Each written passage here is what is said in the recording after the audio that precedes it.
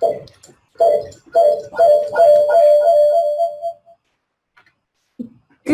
afternoon or morning, everyone. Thank you so much for joining us for today's presentation about helping your student get back on the right track for this academic year. Maybe they had a more of a challenging first semester than they expected, or you just want to help your student learn some more about the different resources that are available here on campus. There is a lot of things we do here at UAB to make sure that that they are successful in the classroom. So I've invited our Vulcan Materials Academic Success Center to come over and chat with you today to share with you a little bit about the services and things that they offer, tips and suggestions that they have for students to be successful both inside and outside of the classroom, and a little bit more even beyond that. So before we get started with the webinar, I do want to kind of walk you through a few basic things in case this is the first time you've ever used our presentations before, the Zoom meetings before. This is all of my technology will work with us today. Here we go. Okay, so you should hopefully have received something when you've logged in. You should be seeing a few different things related to using the system. The big thing to note is if you look at the top here, you should see something that looks like this, a little green screen that looks something along those lines. Anytime you highlight or hover over that, that will allow you to see some more of the controls related to, it'll bring up these bottom bars that look like this down here. These are critical. This is going to be kind of how you communicate and chat with all of us. A few things to note in relation to this is that if you are having any problems with the audio, you can click here and that will allow you to navigate and test your speakers, change the volume around a little bit, anything along those lines. The functions down here are going to be how you actually communicate with us, letting us know you have questions or things. There is the opportunity to raise your hand. It will light up green once you've clicked that, and then lower your hand. I will say that that doesn't help us all that much because that doesn't provide us the immediate question. It just says that you want, that you have something that you would like to say.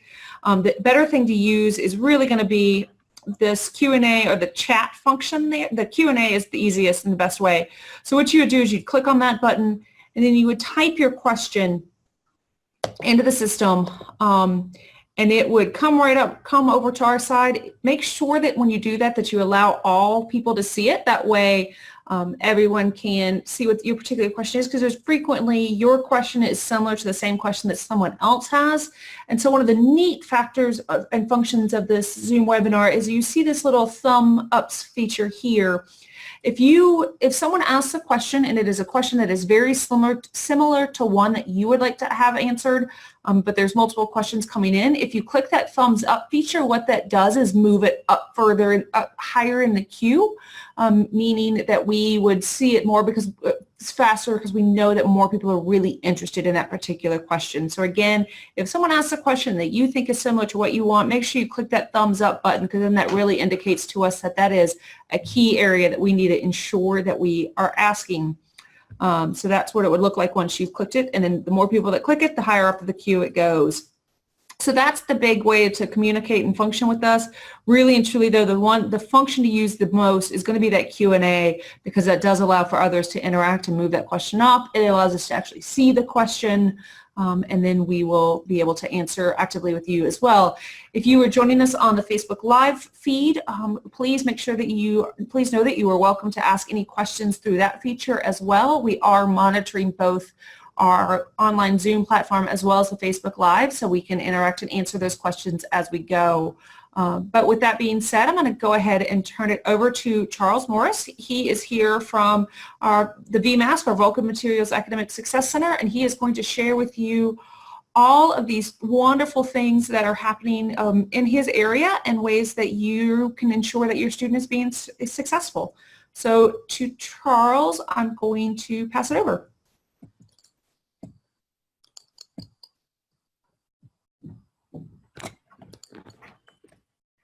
All right, thank you, Meredith. Looks like we have sound and audio. If not, if that's not the case, then please let us know. As she mentioned, we will monitor as best we can.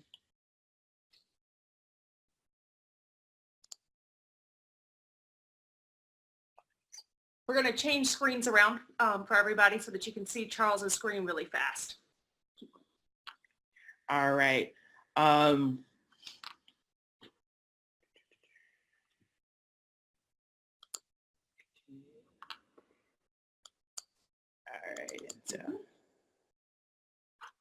right, I think is everyone able to see the PowerPoint? Am I sharing my screen successfully? Awesome. Okay. And so like she said, my name is Charles Morris, and I work over in the Vulcan Materials Academic Success Center. My primary role over there is a tutor coordinator, and everyone in our area sort of carries the secondary role of success advisor. So once again, thank you for coming to the webinar, joining in however you're joining in, whether you're on the Facebook Live or on the Zoom application. And so we'll just jump right into it. The VMAS, what is the VMAS? What do I mean when I say the VMAS? We are the Vulcan Material Academic Success Center,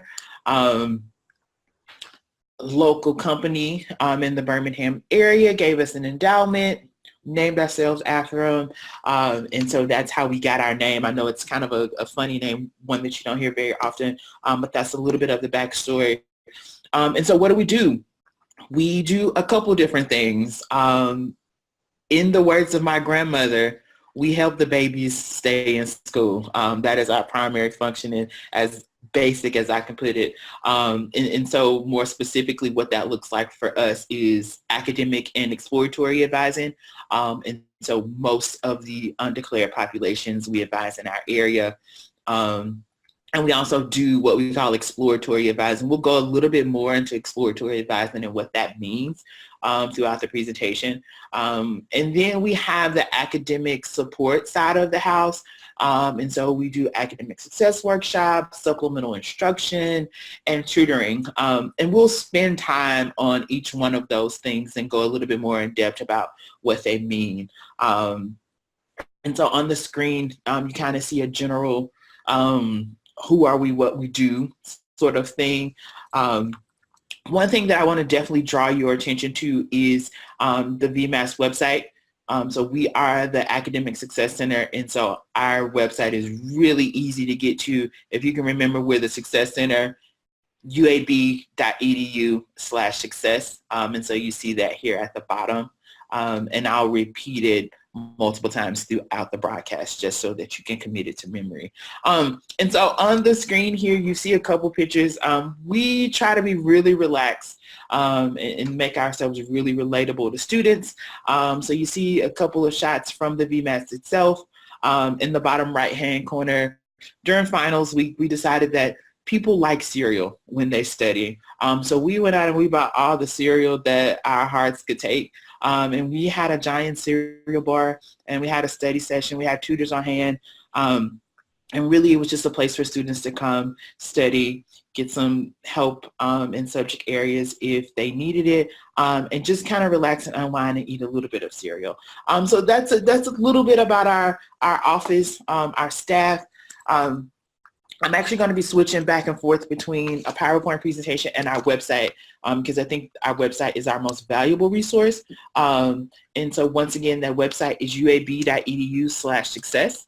And so here's a little bit of the makeup of our team, just so you have some faces to kind of go along with the different functions that we have in our office. So right now we have an assistant director. His name is Dan Roberts, and primarily, he oversees the advising portion of the house. We're currently searching for a director right now, and so that's why you don't see that picture. The director. And so this is our assistant director. Charles, I think we've got a little bit of a technology delay, okay. Which is why I'm trying to, that's why you saw me have that face. So I'm going to come around again. Awesome. I apologize. Sometimes technology doesn't like us. Are you on the website now? Yes. That's why. So you need to go back to the share screen. Oh, wait. Here is my share.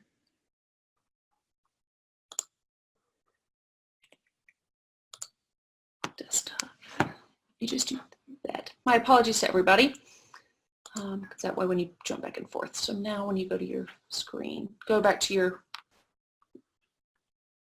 Is that it? Now, there we go. Technology works again. Yay! Awesome. Sorry about that. I'm just going on and on about these pictures that you can't see. Thank you for everybody who is being patient and working with us. So yeah, back to the introduction of our team.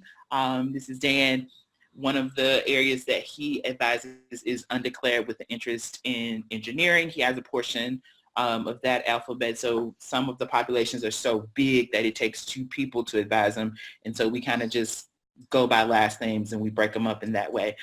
So Dan is the assistant director and also advises undeclared, general undeclared and undeclared with an interest in engineering.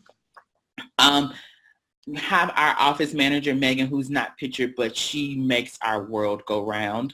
Awesome person. And so here we have on this side is sort of our academic advising side of the house. And then you have on this side our academic support side of the house. And so I'll run down the advisors real quick just so you see them and you know who they are. And so we have Dr. Michael McConnell, who advises the other half of the undeclared with the interest in engineering, and he also advises postbacks and transient students. So if you have upcoming students who will maybe do a dual enrollment type of thing, or you have some students that are taking classes at other universities as a transient student, Mike is definitely the person that they would need to reach out to. Then we have Meredith Noseworthy. Her population is undeclared with the interest in biomedical sciences, and she also advises a portion of undeclared students with the interest in nursing. And then finally, Leah Carpenter, who advises the other half of undeclared students with the interest in nursing. Nursing is another one of those really big populations that we have. And then we have Dr. Will Raw, who advises our Blaze and Start cohort. And he also steps in and helps with the undeclared with the interest in engineering as well as the general undeclared as well. And then we'll pop over to the academic support side of the house, myself and Anna Davis. Anna is primarily responsible for the supplemental instruction, and I'm primarily responsible for tutoring. So that's a little bit about our staff, who we are, just so you can put a name with the face. And so now I'm going to attempt to jump back over to the PowerPoint and hopefully do this right. Did I do it right? Awesome.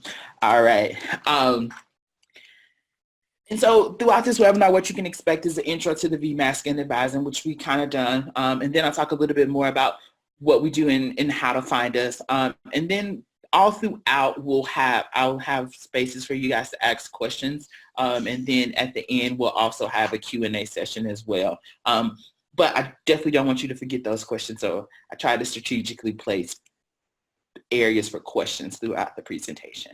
And so the first thing that I want to talk to you about is advising. So it is going to be really important for your student to be advised well here at UAB. It just helps things move along a lot better, a lot faster, and a lot more efficient for your student. With that, though, comes a little bit of responsibility. And so here on this side, you'll see the different roles that we have, right? And so in our office, our commitment to advising is in the top left-hand side of the page, and then on the bottom I have the student's role. And so our commitment is to communicate timely and transparently.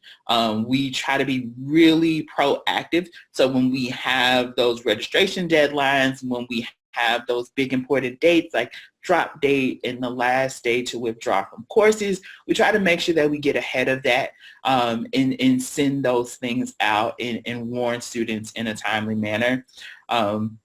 Also, listen to the goals, needs, and aspirations. A big part of advising for us is just listening to what the student needs. Our commitment is to educate the student on UAB and assist them in developing an academic plan.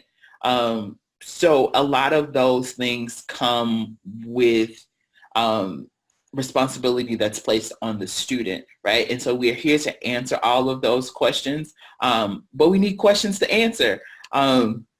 I also help advise on course selection. Typically, that is what people think of when they think of an academic advisor.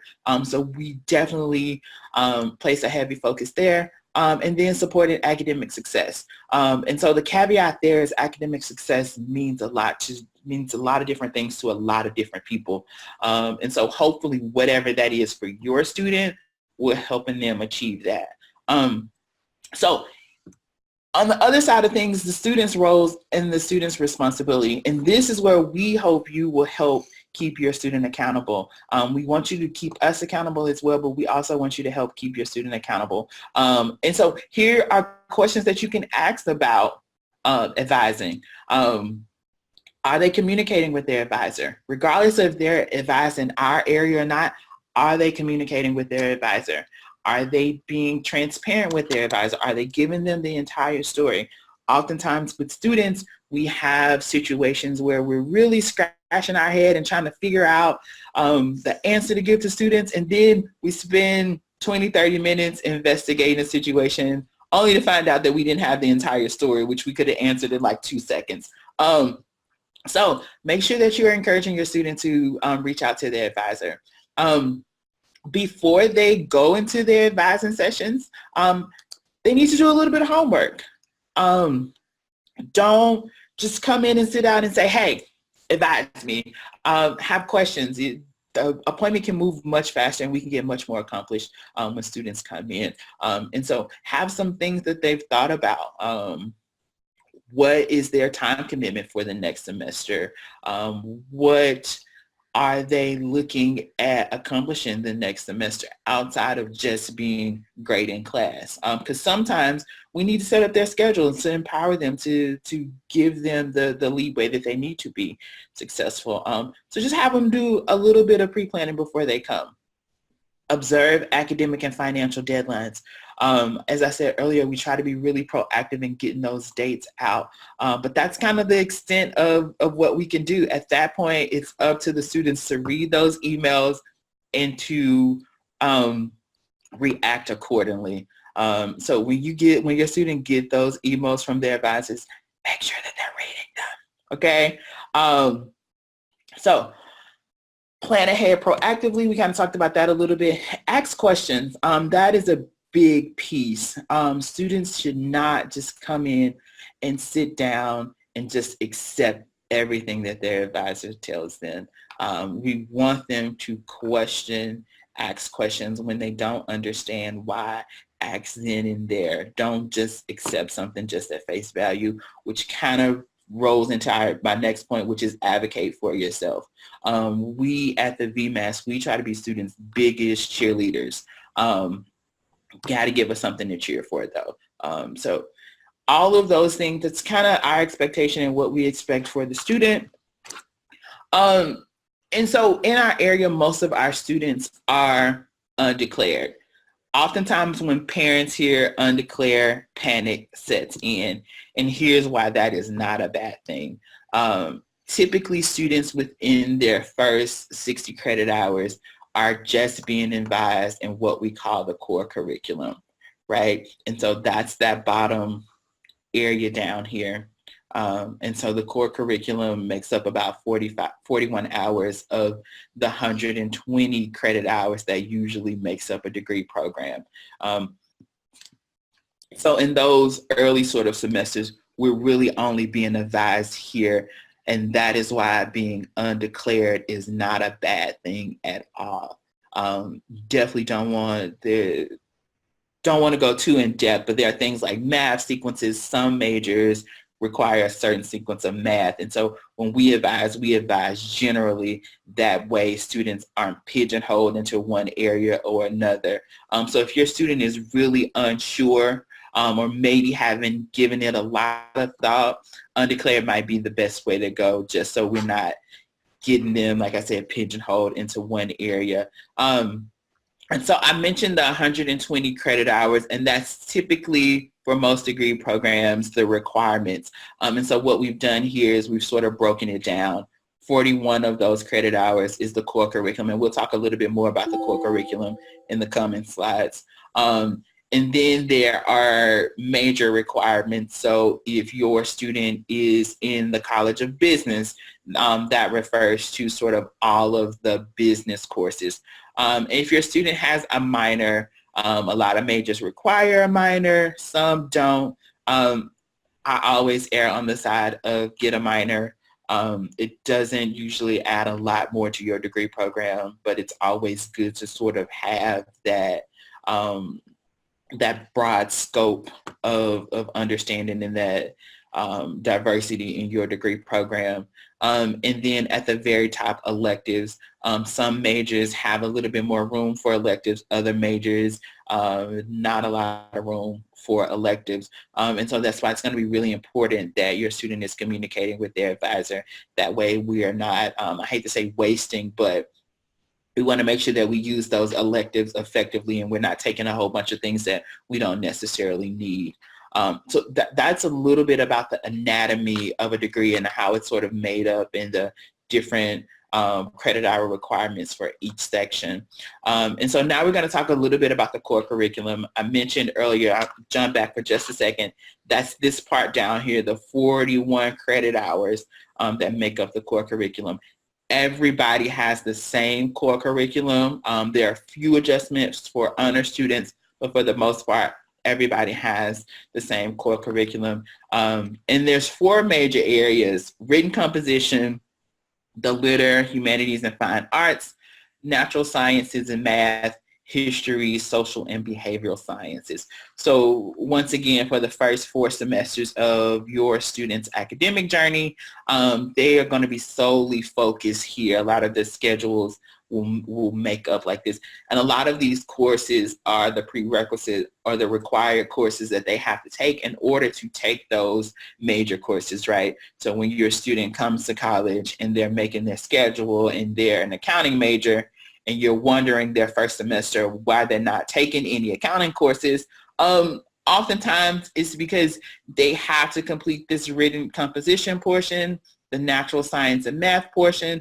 before they're able to even take those courses. And very similar for a lot of the other majors as well. So let's talk a little bit about what these different areas mean and what makes them up. So the first area, the core one, is the written composition, right? And so that is that English composition, that English 101 that you've probably heard it being called at other semesters. And so typically there's an English 1 and an English 2 that students have to take.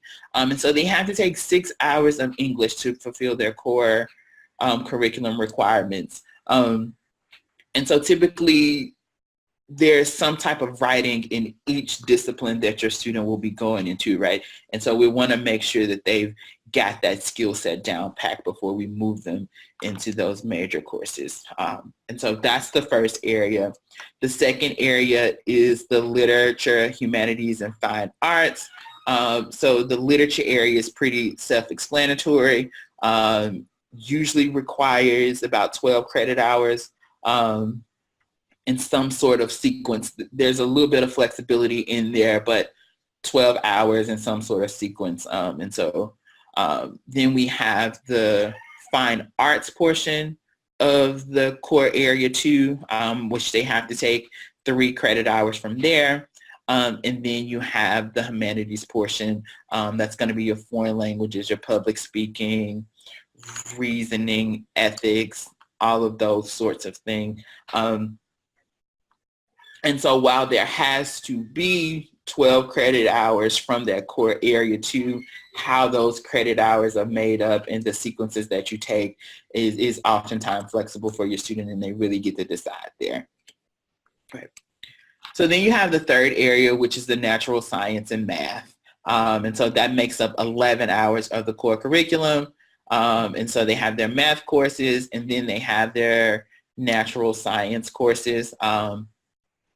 Oftentimes the type of science that they take is up to them. Most majors give you that flexibility. So you have the bios, the chemistries, the physics, the astronomy, all of those sort of sciences. And once again, students will really get to decide there. And then you have the math core. Oftentimes students can place out of these classes, and so if they have AP credits or if they took courses at a community college, oftentimes, or they take the placement test, we see students collect or test out of the core areas, and so that's always an option. Once again, though, refer always back to their academic advisors. They're going to be the most knowledgeable in these areas. And so beyond this, though, now, don't mistake what I'm saying. Don't mistake that once they finish these maths, that's it. We're just talking about the core curriculum here. And so for the sake of the core curriculum, it's just the 3 credit hours of math here. Now, major requirements might be a little bit different. And math is one of those things that is very tricky when it comes to sequences. So make sure when your students are signing up for math classes that they are doing so at the advice of their academic advisor, because that is one of the things that oftentimes gets a little tricky. For example, nursing is a big major here, and nursing has a different math sequence, but the math sequence that they take for nursing doesn't necessarily translate to a lot of other majors. So make sure that they are consulting with their advisors when they're signing up for math. All right. So then the fourth and final area is the history, social, and behavior sciences. History is self-explanatory. So the social and the behavior sciences, that is the sociologies, the psychologies, all of those sorts of things. And so that's usually about 12 hours of the core curriculum. And once again, that area typically has a lot of freedom, and most majors aren't very specific about the history, social, and behavioral sciences that the students have to take. All right, so the core curriculum can be kind of confusing, and like I said, we won't go too in depth here, but just based upon the slides, I want to take a second and make sure no one has any questions about the core curriculum before I move on.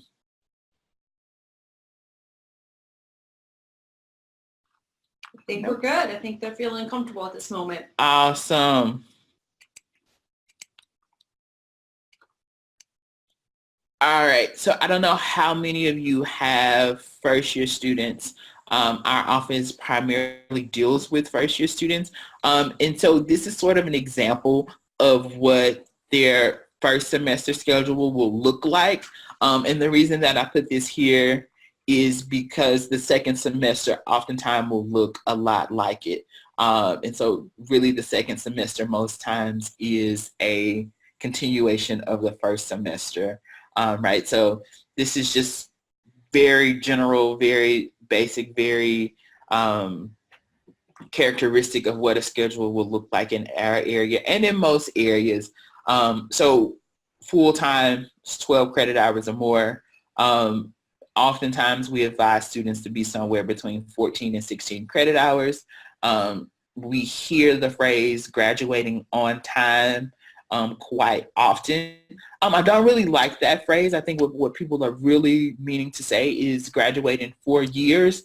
And if that is the goal, 16 credit hours every semester is going to sort of put you where you need to be to graduate in 4 years. So if that's important, 16 credit hours is a good place to be each semester. There was a question that just popped up. Okay. There was a question back on the core classes. Are the core classes that students are taken or selected that they're placed into, is that originally based off of their high school GPAs? Yes and no. Oftentimes math, I would say math and English are usually not necessarily based off high school GPAs. A lot of that comes from ACT score. So not necessarily the high school GPA, but that standardized testing, whether it be the ACT or the SAT. Math oftentimes has, not oftentimes, everybody takes the math placement score. And so that is considered as well. I think the math placement test is kind of the trump card for it all. And so wherever you place based on how you do on the math placement test is kind of where you end up with math. The sciences is another one that kind of, math is another, the sciences is another one that kind of deals with how you do in high school. But that's because it's connected to your math score. A lot of science classes has a math prerequisite. And so we take that math placement, and oftentimes you need to do a couple of requirements before you place into science courses. So just to kind of clarify for some people and slash the additional on this, if students that have potentially testing anxiety or other things, they may end up in a math course that is considered a class that doesn't actually earn credit, but they get we know that once they've made it through that course successfully, that they are then ready to go on to the first level of math classes, aka college algebra or something along those lines. That would be a credit bearing, and then once they complete that, they will be able to be eligible for those science classes. So there sometimes is kind of a tier that they have to make their way through in order to get to some of those some of their core courses. Absolutely. So one thing to definitely remember and consider is developmental courses. And so an easy way to determine whether or not it's developmental is if it has a 0 before the number. For example, math 098. The 0 is indicative that it is developmental. And then we have something also called math 110, which is finite mathematics. Sometimes math 110 is enough for you to do what you need to do to fulfill your degree requirement. But sometimes math 110 is sort of one of the things that is on that ladder to kind of help you work through your math sequences. And I think honestly, not the only reason, but I think a big reason behind having to have that ladder is because not all high schools have the same math requirements. And so we want to make sure that everybody is on a level playing field, and we're not just throwing them in the math and having expectations of them that are unrealistic. Were there any more questions? I think that's it. All right, so I'm frozen on my... Yeah, your video is still frozen. We're triple checking sound, but I think everything else is just the video that seems to have frozen. Awesome. So you can mute your video if you'd like. Okay. I don't really know how to do it. Okay. And so that's the academic advising portion of this presentation. Are there any more advising specific questions before I move on to academic support?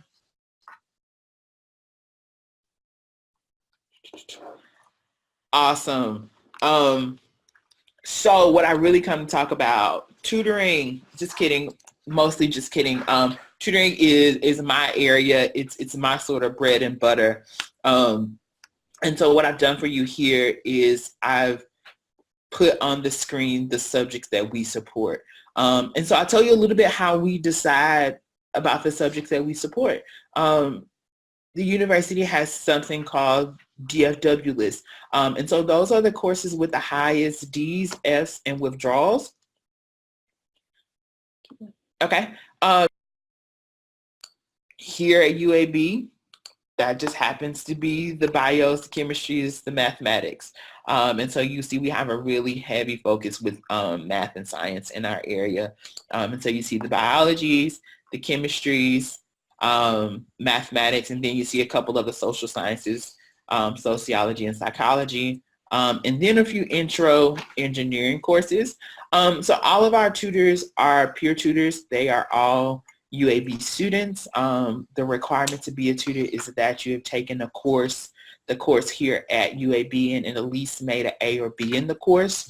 I do make a couple of exceptions when it comes to math, because math tends to be very universal, and we have a lot of students who test out of different math sections.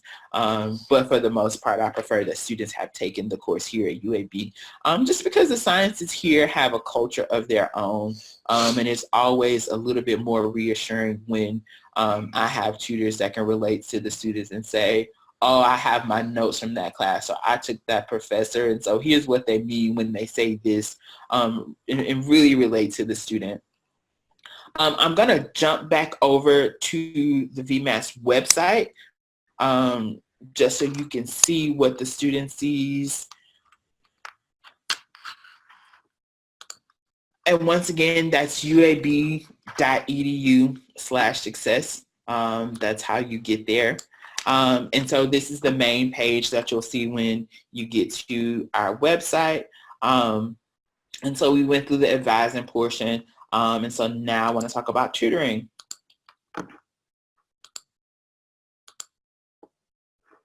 All right, so once you click on the tutoring link, it brings you to this page. And we do two types of tutoring. We do individual. So we have 50-minute one-on-one appointments.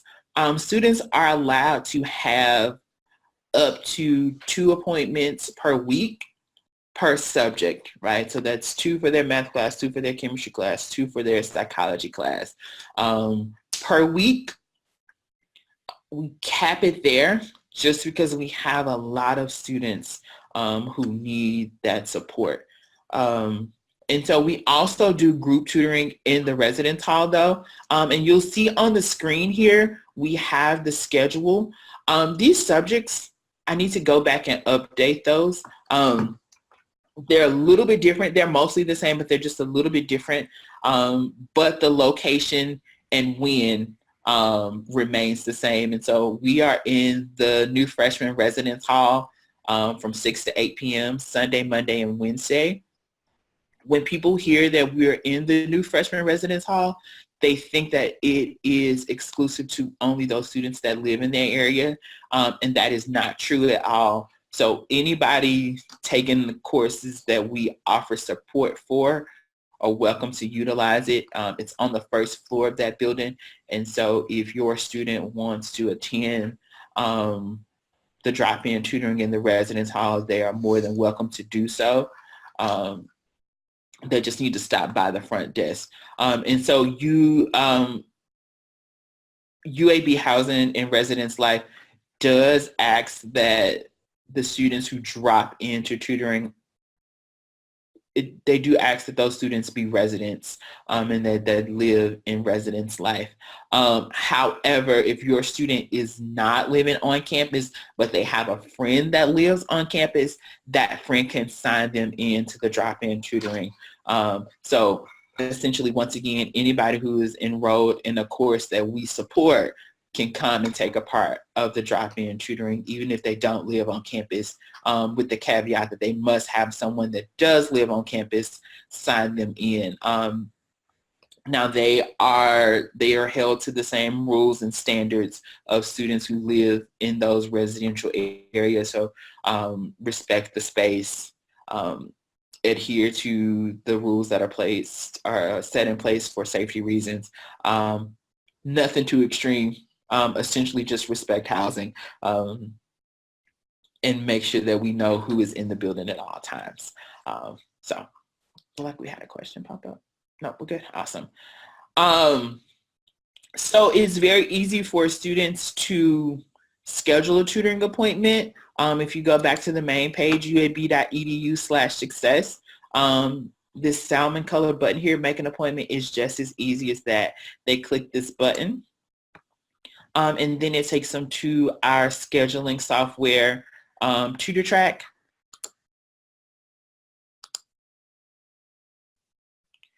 And here's what they'll see. This is the exact screen that they'll see. And all they have to do is go over here and click search availability. and it'll allow them to input the class that they're searching for tutoring for. It should only show courses that we offer tutoring for when they click search availability. So we have a list on our website of all of the courses that we support, but just a good way just to check if you can't remember how to get back to our website is when they go in and click search availability, it should only let them select those courses that we offer tutoring for. Back over to the tutoring link, can scroll down and see all of the subjects that we offer tutoring for once again. And then another piece that we added is we want our students to be able to put a name with a face, right? And so here are all of our tutors. They're listed in alphabetical order. To learn a little bit more about them, you can hover over their picture and it'll give you their name and their favorite subject to tutor and why.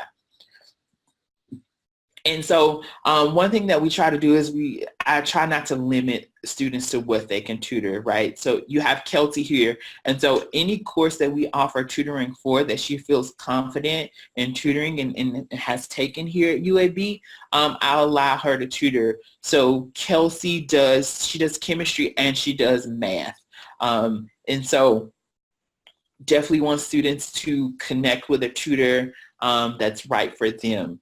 And so once again, this is just all of our tutors listed in alphabetical order. So if they are searching for appointments and they see a name and they want to know a little bit more about their tutor, they can always jump over to the Meet the Tutor page. Any tutor-specific questions? There wasn't a tutor-specific question, but there was a good question that did just pop up that I want to make sure we address. And it was a family member asking about if a student has displays any type of learning disabilities that are adding to their struggles within the classroom, are there opportunities for additional assistance, especially in regards to private test taking times, etc.? And so I want to mention a resource about DSS. Absolutely. And so when she says DSS, she's referring to our Disability Support Services office here on campus. So if students are needing any type of accommodations at all, even if they don't need the accommodations right now, but they have some type of diagnosis or some type of learning disability that they struggle with, I'm going to suggest get registered with the Office of Disability Support Services. UAB does a really good job of making web links easy to remember. So the link to get to Disability Support Services is uab.edu/DSS. Very easy. Their website is really easy to navigate, and so they need to start that process with getting registered with DSS. Now, accommodations that DSS provides for that student for the classroom also works in the tutoring setting as well. So if they have accommodations and they let me know, they reach out and let our office know about those accommodations, we certainly make those accommodations in our space as well. Even in the residence hall, if there are accommodations that students would need, they can feel free to reach out to our office and we'll make sure that those accommodations are being provided for them. Now, in this case, it can get kind of tricky. Who do you reach out to? In this situation is us. Although Housing and Residence Life physically houses the tutoring, we are the ones in the residence hall. We're the ones providing the tutoring. And so it then becomes our responsibility to provide that accommodation. Now, an important thing to know is that my office will not automatically get a notification when those accommodations are provided. So it's going to be the responsibility of your student to make sure that they are reaching out and letting me know about those accommodations. All right. We answered that question. Awesome. All right, let's jump back to the VMAS homepage. Once again, that's uab.edu/success. I'm going to keep repeating it. That way you never forget it. The next thing that I want to talk to you about is supplemental instruction. And that's Supplemental instruction. So the way that that works is students who have taken courses and done fairly well in those courses have the opportunity to become supplemental instruction leaders. And so what that looks like is the student retakes the course again. Essentially, they sit in on every class session. And then they meet with the professor. They have a really close relationship with the professor of the course so that they can hold weekly review sessions. And before big exams, they host what they call mock exams. So SI is a great resource. And so you'll notice on our website, you don't really see the time and locations of those sessions because those sessions are section specific, right? And so the SI leader is in that course. They're in their Canvas shell with them as well. And so that is where they get the dates and the time. So any student that has an SI leader for their course should have met them. They introduce the SI leader on the first day of class, and they're often making announcements. And then there's a place inside of their Canvas shell where they will post worksheets and maybe the mock exam and really kind of develop that relationship. Now on the website, we do list out the the SI leaders. And so their name is right under their picture. So if your student has an SI leader and maybe they are in a section where there are, 100 plus people in the section, and the SI leader kind of blends in, but they've seen their name in the Canvas shell and they heard them mention, they can always jump to the supplemental instruction website and search out a face to match up with that name. That way they can reach out to them one-on-one if they need to. Once again, when it comes to accommodations for supplemental instruction, it's the same thing. Reach out to our office and let us know. Any SI specific questions? You look like you're good for the moment. Awesome. We just have one more area to hit, and then I'll open it up for questions. All right, and so the last thing that I want to talk to you about is our academic success workshops. And so how that works is we study the trends. We look at what students are struggling with nationally. We look here institutionally at UAB, and we decide what the biggest barriers to retention are. And once we have those subjects, we try to create workshops to offset that. All right, so once again, if you go to our main web page, uab.edu/success, and click on academic success workshops in the academic support section of the page, it'll bring up the list of workshops. And so you see them listed here. I'm actually heading out of here and running right over to lead the Canvas 101 workshop today.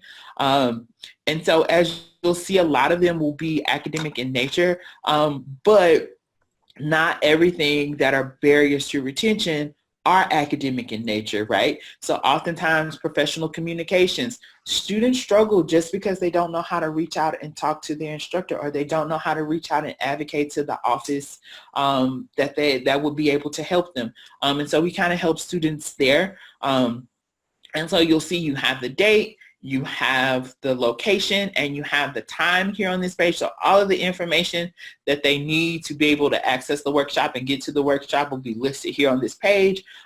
There is the I'm interested button here. Students do not have to register or sign up in advance at all. The I'm interested button gives us a good idea for who will be there. But once again, it is just come. You don't have to register for them. You can just show up. And so I just want to show you a few examples of the topics. Canvas 101, professional communication, financial aid FAQs. Financial aid can be one of those things that is very tricky and very hard to understand. Finance is one of those things that oftentimes remains a barrier to students' retention, and so we definitely want to address that. And so you see all of the January workshops are listed here, and then you can click here and see more.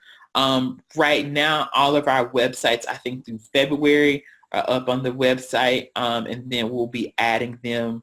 We'll be adding more as the semester goes on. We had a question earlier about DSS resources. So if that applies to your student, Friday, February the 8th, we have a DSS workshop. So send your student on. It's not something that you can necessarily attend, but you can definitely encourage your student to attend, and make sure that they're out. And if you are suggesting that they go to these things, follow up with them. Ask them how they went. Oftentimes students will be hesitant to ask questions for the sake of, looking like they don't know or not wanting to be embarrassed. But have those conversations, process through those questions with them, and encourage them to reach back out to us. Even if they don't ask those questions during the sessions, they are always more than welcome to reach back out to us at our office, and get those questions answered one-on-one. All right, that is the workshop portion. Once again, our website, uab.edu/success. And so I want to put this map. Hopefully you guys were able to attend new student orientation. And so I put a couple things on here that's relevant to that day that you might remember about campus. This is where you were in the morning. This is where you register. This is the Hill Center. And then you have the Rec Center. This is where we had the organization fair. That's most of you would have walked around here and visited all of the campus organizations, the different offices on campus. And then if we go back around the block, here's where we're located. The VMAS is in the education building, but our entrance can be a little bit tricky. And so we put this landmark here that everybody should recognize. Our entrance is right across from the Starbucks in the Stern Library. So if your students can find the Stern Library and they can find that Starbucks, oftentimes there are tables out on the patio. There's a little patio right here, and you'll oftentimes see the green umbrellas out here. There's some silver tables that sit out here in the courtyard as well. That's how you know that you've gotten to the right space. Another place that I want you guys to visit is our social media. So we are on Facebook, we're on Instagram, and we are on Twitter. That is where you and your students can get live updates. That is going to be where we disperse real-time information. So make sure that you're definitely getting familiarized with our social media and you're connected to us there. All right, so this is the portion that I left open for questions. I put the VMAS advising email address, but we're also, for general questions, vmask@uab.edu as well. So at this time, we want to make sure that if you do have any questions related to this presentation and all the resources that are available, they are so great and useful and helpful for our students, and really want to do everything that they can to succeed, whether they're coming to them in the residence halls or having students come, and the VMASK is such a beautifully redone space that gives them a lot of opportunities there. But if you have any questions, please feel free to chat with us through the Q&A function on Zoom, or if you're joining us from Facebook Live, through the comment section there, because we are really happy to answer anything that we can. To clarify, there was a question about supplemental instruction varying from being the slight differences of that being from regular tutoring. Yeah, so the difference is the level of interaction. Tutoring is very much a one-on-one or small group. And when I say small group, I mean 3 to 4. SI is more of a big group sort of thing. You have one SI leader and maybe, 15 to 30 people in the review session. And so supplemental instruction is like the course junior. So they go to the course, they hear, and then the SI leader, they come back and they drive home points that they think are really important and crucial to the understanding. The other thing on that is that the SI instructor sits in the student's actual class. So they know exactly what, if it's a Tuesday, Thursday class, they know exactly what your student's professor said on Tuesday in class about whatever topic, and they can readdress and reinforce that. Tutoring being the smaller component where they're more one-on-one, but they're doing it in a more broad scale conversation, they're not able to address, well, on Tuesday, your instructor said this. So it helps. Both of them are vastly effective and really helpful for our students, but that's kind of one of the key different things to note. Absolutely. And with SI, sometimes, say your student is in Chemistry 115 and your student can't make their specific section of SI. If there is another section of SI, of Chemistry 115, the SI leaders often work and chat amongst themselves. And so if your student is unable to make the time that's specified for their specific section, it's never a problem for them to go to another section's SI session. And so they would just need to reach out to that particular SI leader to get dates and times. So this isn't a question that has been asked, but you did mention exploratory advising. Will you go ahead and define that? Absolutely. Thank you. That is the one thing that I did forget to mention. So exploratory advising, oftentimes I do this exercise all the time where I have students, I give them 60 seconds and ask them to write down 30 careers. In all of the, I would say at least 20 times that I've done this exercise, nobody is able to write down 30 careers, right? And so you have career exploration through the Office of Career and Professional Development. And so what our office does is we sit down with students and we explain, what does this major mean? What can I do with this major? Oftentimes we have conversations that look a little like, I'm thinking about changing my major. How will that impact the timeline of my graduation? So really exploring majors and what those majors could lead to. Those conversations oftentimes never are similar from student to students. And so it's really a personal one-on-one conversation about majors and what all they encompass. Are there any additional questions that we can help answer? Well, if not, then thank you so much for taking the time to join us for this webinar. We want to respect the hour that we set aside for this, and I know we're rapidly approaching the 12:30 mark. If you do think of any additional questions, please feel free to reach out to the Office of Parent and Family Services. We're at families@uab.edu. Please reach out to us via phone, email, however that we can be of assistance. And then if we need to, we can always put you in touch with Charles and all of his wonderful staff over at the VMask. And we want to do everything we can to help your student find success and keep moving forward towards that great adventure that they have ahead of them. So thank you so much for joining us. And this will also be placed back out on our website within the next couple weeks if you need to refer back to any of the information we shared today. Thanks so much.